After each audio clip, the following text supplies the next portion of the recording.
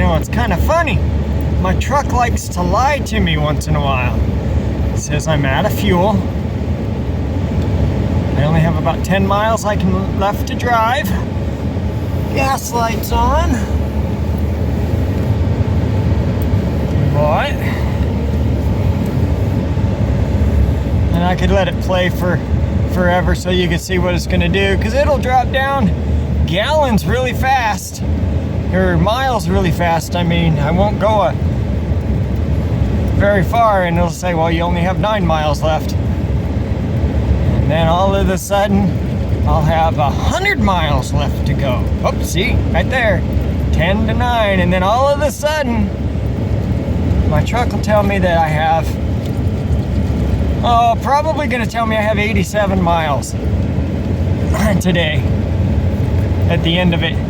But it's just the way I park, and all of the gas sitting, you know, once you get down below half a tank, my truck seems to do this because my driveway is so steep, and when I park, it messes with everything. And that just kind of shows you how steep my land actually is, how steep my driveway actually is, because you can't see it on video, but that kind of tells this tale right there, because all of the gas goes to one part of the fuel tank, and it doesn't register anymore. And it takes it a while to recalibrate and get it all figured out. So, just a little bit farther down the road, and I don't know if you see that or not, but you can actually see the red line on the fuel tank. It's not covered up by the needle anymore, and it'll just keep going that same way. I'll keep building fuel as I drive for a while, but I don't really like to get my tank less than a half a tank anyway at any time. See that needle moving, getting closer to a quarter of a tank. But I don't like being less than a half a tank at any given time anyway, just in case. You never know when you might not be able to stop anywhere and get fuel. See, my light's off now, saying I have 59 miles. It's just gonna keep growing. It's just the funny thing with my truck and the way it parks in my driveway. I have plenty of fuel to get me to the gas station, but I will fill up today. And I am on my way to get some chicken pellets, because I decided I didn't want to drive to town last night after work. So I am now on my way to go get some chicken pellets and maybe some, I guess you'd call it hog wire, or I'm not sure exactly what they call it, but you'll see when I get there, when I pick it up. It's not hog wire. God darn it, what is it called? Cattle panel. That's what it is, called cattle panel. And I want to get some of that to put against my garden fence so that I can keep my chickens out, because their new coop is going to be really close to my garden area, and I want to protect the garden from the chickens so that they don't eat it all. Yesterday was payday, and I want to take a little bit of my extra money, and instead of just leaving it sit in the bank where I actually lose value because of inflation and everything, I wanted to go ahead and get these cattle panels now. Hopefully get them before prices go up, before they raise their prices, because usually in the spring prices go up on all the steel stuff anyway.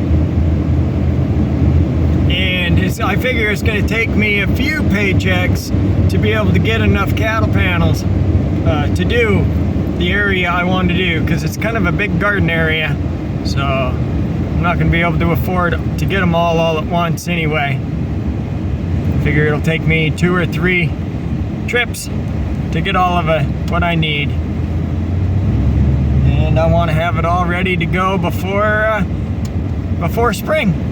Just want to have everything set up and ready to go. And that's usually what I try to do. It's one of the ways I prepare. So look at that. My truck tells me now that I have 107 miles I can travel. And yep, took her out of four-wheel drive. The roads are nice and clear now. And I'm just gonna, I already passed one gas station. I'm hoping to find a little bit cheaper fuel at one of these gas stations that haven't raised their prices yet. Due to, with the last price increase, I'm hoping that I can find at least one that hasn't raised their prices yet. And there's about 3 in town that usually I'm gonna drive right by anyway, going to the feed store, so should be just fine. I just want to fuel up with, get as much bang for my buck as possible.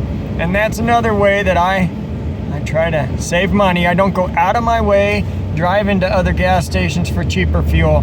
But if I already know I'm gonna drive by these gas stations anyway, I'm gonna check them out for their prices before I just stop at the first one and get fuel. You can definitely hear the wind and feel it here. I figured I'd stop here at the coin shop and see if he has any 90% quarters or dimes that are a halfway decent price. And maybe I can do that for part of my giveaway on my 1,000 subscriber giveaway. I'm gonna go check him out, but I won't be doing any filming inside his place. But I'll let you know if I bought anything. So here we go again. So Uncommon Sense, Palmer, Alaska. And he did have some rolls of quarters and dimes. Quarters, he was asking $200 a roll, and dimes were $125 a roll. So dimes are what I would have preferred to have, just because dimes give you a little bit more of an option if you ever want to barter with them in the future.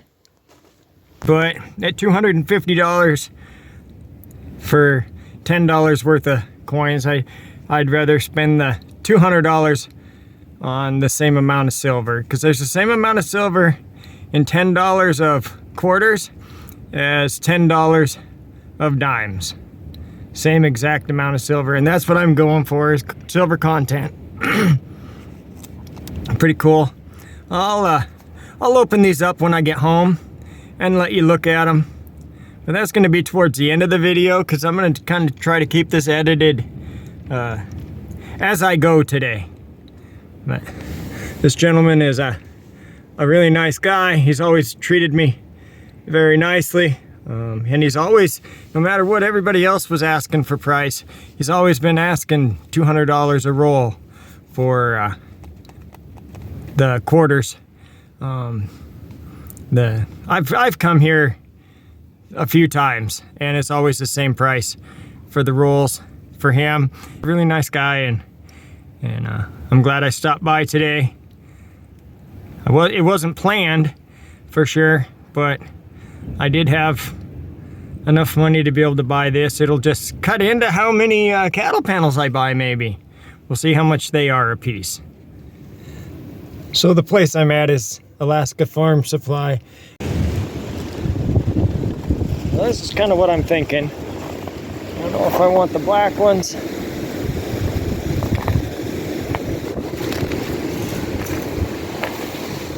It's just pretty much just to keep the chickens out, so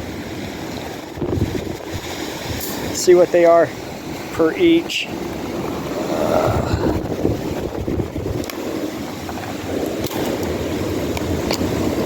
Hot dipped, $39 a piece, 52 by 8 foot.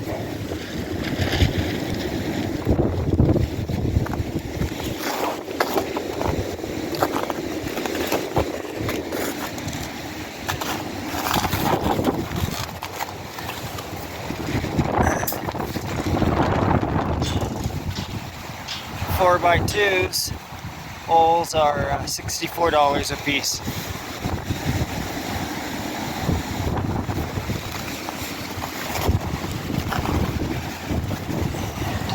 Man, that wind is cold.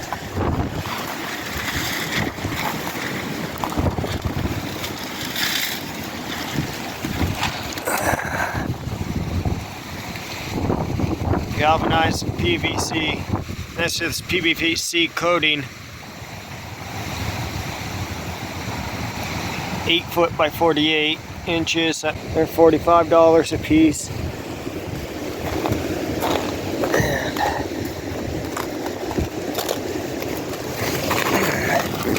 And that one is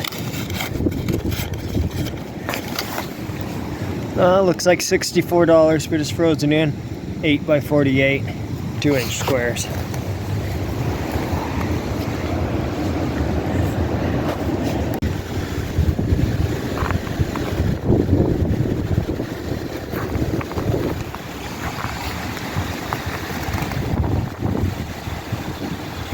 And I know I could buy this a lot cheaper, but I hate rolled wire, and it never seems to hold up very good over time, and I just hate rolled wire. It's a pain to work with, pain to stretch out. And did I mention, I just hate rolled wire. I'll give you a little bit of a view as I drive around what all they have. It's a pretty small lot, but they've definitely got it packed tight. Lots of fencing. This is where I got the fencing for my garden area and my chicken coops. Same place. So they definitely have a lot packed into a small area. And again, that's the name of their place, and they're really nice people too. You know, and they do a really good service. They're really nice, friendly people. And they have the cheapest chicken feed that I found in the area. Everybody else is $30 to $35 a bag, and their feed is $27.50 if you pay cash. They have to charge a little extra if you use a card, but I just pay cash anyway, so. Always really nice and friendly. I definitely have to say that about them. So I wasn't able to find cheaper fuel anywhere else, so I am back at Three Bears, and I just gave them my cash, which brings it from $344.9 down to $334.9. So I'm gonna fuel my truck up and be heading home. A little bit disappointed I wasn't able to find a little bit cheaper fuel, but seems like anytime one place raises the price, they all raise the price. That's the way it goes sometimes. You win some, you lose some. Might just be everybody's cost is going up at the same time as well. It's not as windy over here on this side of town, but it still is windy. It's just not as bad as what it is in Palmer. And so obviously, I have now made it home. I'm backed up in the driveway. Keone's patiently waiting for me to play. She thinks it's time to play, and she wants to play. Patiently waiting. And this is why I love this piece of property. I have that hillside behind me, and yes, it does eat up a fair amount of my property and hillside, but when everybody else has wind, I barely have anything at all.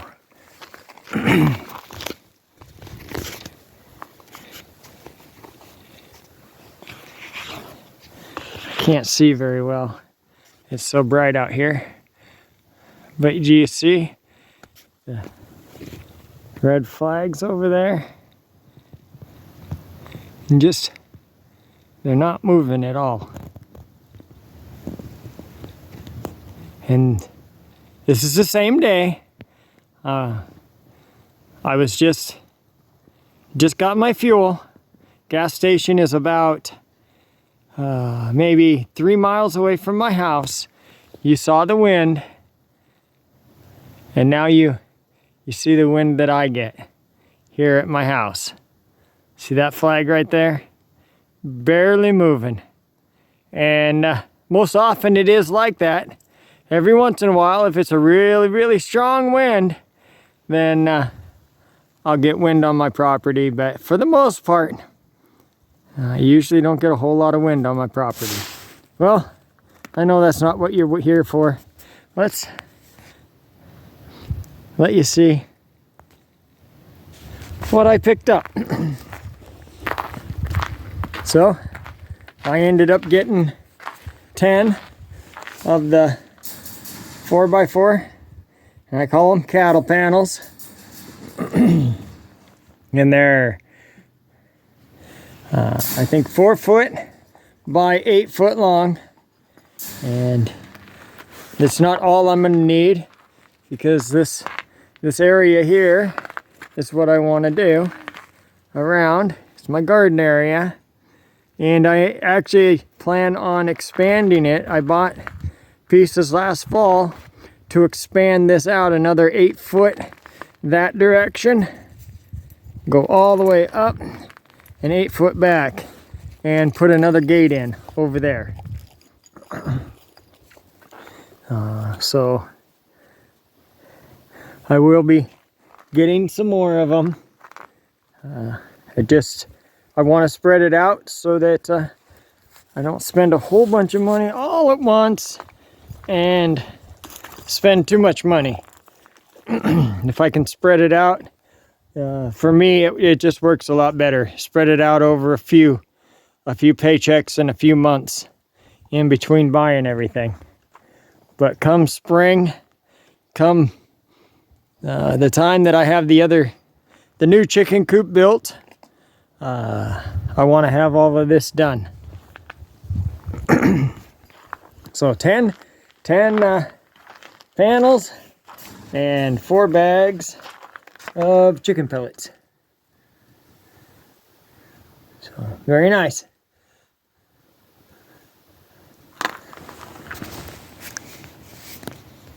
So this is pretty cool.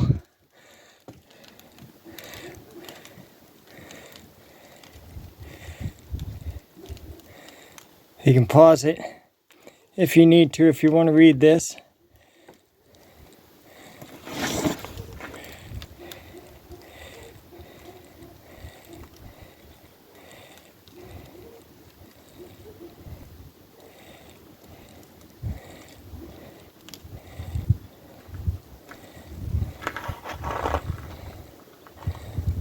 Like I said, they're really cool.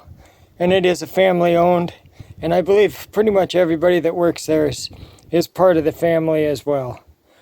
But they're really, really nice people. And I would 100% more choose to support them than the bigger corporations that are just there to push out product as fast as they can. And make as much profit as possible. I mean, every business is out for profit, but like I said, these guys are the cheapest, $27.50 a bag instead of between $30 and $35 a bag for feed. So very happy to support these people. There we go. This will give you a little bit better view. So that's a 1929. That one's almost 100 years old. A couple 34s that are really worn down. 1941 looks pretty nice. 4 1942s, those are, fairly nice for as old as they are. 45, looks like it's been through a fire.